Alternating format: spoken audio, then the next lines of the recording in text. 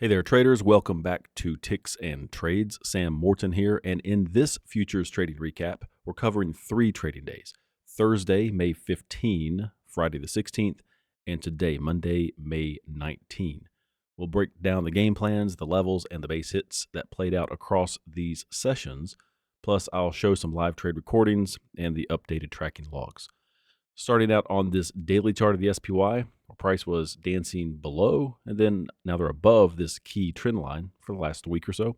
We'll come back to this chart at the end of the video to forecast what this thing could do next.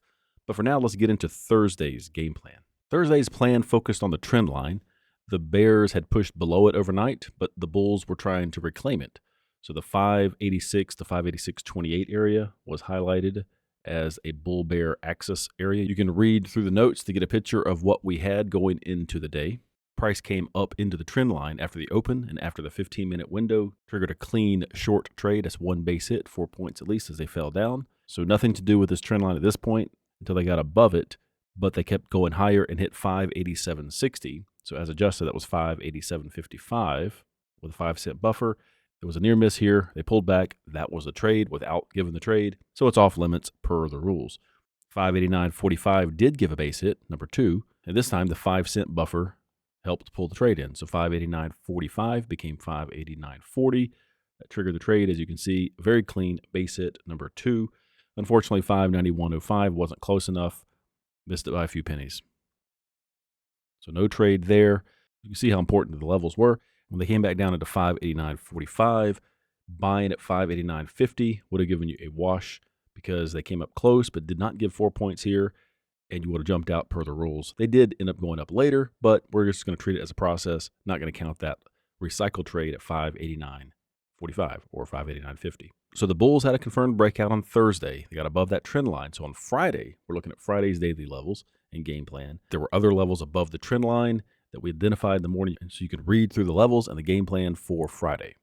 So we're looking at Friday now between the vertical lines. The first level that was hit was 590.30, and that provided a trade. The price was above this level, and they came back down into it and bounced more than a couple times. You could have traded this at 590.35. Either way, you would have had a base hit when they've pulled away from this level. But then they stayed above it, and when price came up to the level of 593.64, as adjusted, it's 593.59. They got up 11 cents away.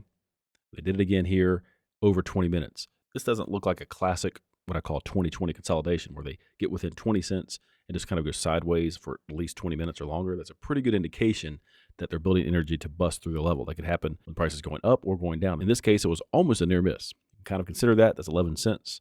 Did it again here. Would not have been a good idea to trust this level, because usually this is a sign that they're going to go higher, possibly find a level higher up, which they did.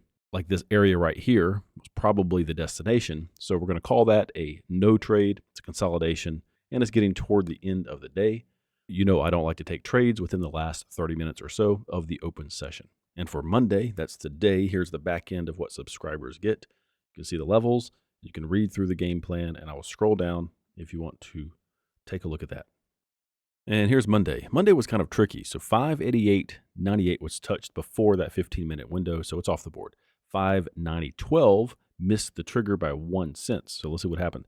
At 9:45, they were above. If you were adjusted this to 590.17, that's 5 cents above price as a trigger. They came down to 590.18. 1 penny away, took off. So that's kind of a heartbreaker. Missed that trade. They got up to 591.25. That gave us a nice base hit with or without the buffer. Either way worked.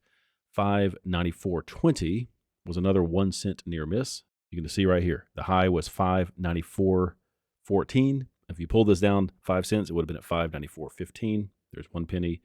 Missed another nice trade. They got above the level. If you want to take this for a recycled trade on the long side, you would have entered at 594.25. And that was a wash due to a miss of the profit objective up here within 10 cents. This little spike here was a little bit of an anomaly. Did not happen at E-minis.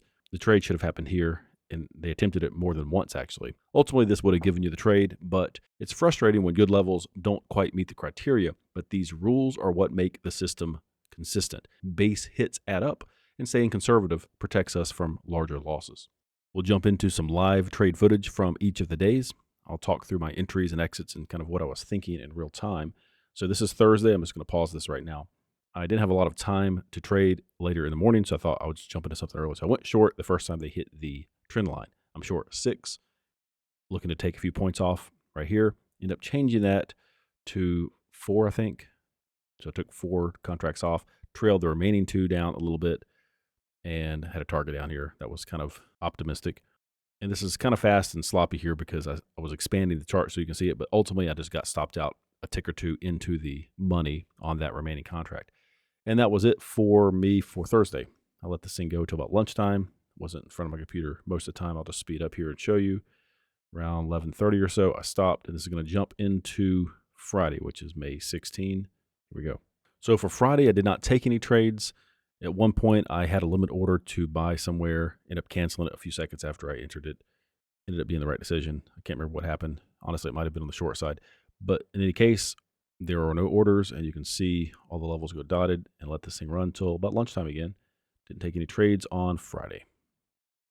So there is 11:30, and it's going to jump to today, Monday.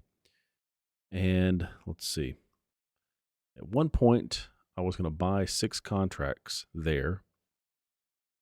Well, you see me just cancel that order because they didn't get down far enough and missed that one because they took off from the area.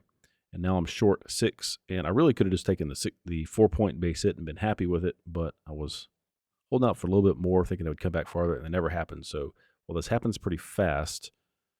So I'm still short 6. I just changed this to take off 5 here, but it didn't work out because, as you can see, I ended up jumping out. Everything disappears when I was right at the break even, a tick or so out of the money. So I lost like $75 or so right there, which was a good decision because price ended up going higher from here, and I'm glad I wasn't in the short position at that point. And that's all I did. So I'll just move ahead here. Kind of got bored with it, and around 11 o'clock or so, I stopped this because I needed my computer for something else. So that is it for today, for Monday, May 19th. Over on the tracking logs, you can see all that quantified Thursday, Friday, and today. And you can look at playing by the rules versus my trades. I was trading 6 contracts on both of these trades, and you can see what happened. Once again, playing by the rules and my trades. We're back on the daily chart of the SPY. So what's the near-term outlook? Well, the bulls reclaimed and defended that trend line last week. And while we've had some shaky reactions, the overall structure still leans bullish. It seems that way. That said, the rally is kind of bumping up against resistance. I'd call it 596 to 597. We might see some continuation into the 600 range if they can get above that. If they get down below, say, 588 and definitely say 585.50 and the trend line, then it could mean the bulls are losing control. I did mention something in the game plan this morning about timing on the weekly chart and other places. So my outlook may be cautious optimism. Trends holding, it seems, bullish trend, but there are signs of exhaustion. We need to see some strong follow-through and participation to confirm a breakout. 600 seems like an obvious destination. Are they going to go sideways and gap above an important area like that, like they did here?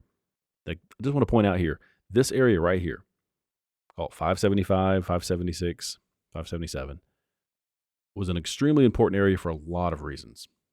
Price should have come straight up, hit this, and fallen down quite a bit. But they went sideways, and then one Friday to the next Monday, gapped above it. That's what they do sometimes when you have an extremely important area. The powers that be did not let this resistance play out the way it should have. So now we're dealing with the energy being released up here. How far are they going to go? Like I said, 600 is not too far away. We'll find out soon enough. So that wraps it up for this 3-day recap. If you traded the levels, stuck to the process, you likely came out ahead. So thanks for watching. Be sure to like this video, subscribe to the channel. And if you're interested in the game plan and the levels, you can get them at ticksandtrades.com. Thanks for watching. I'll see you in the next recap.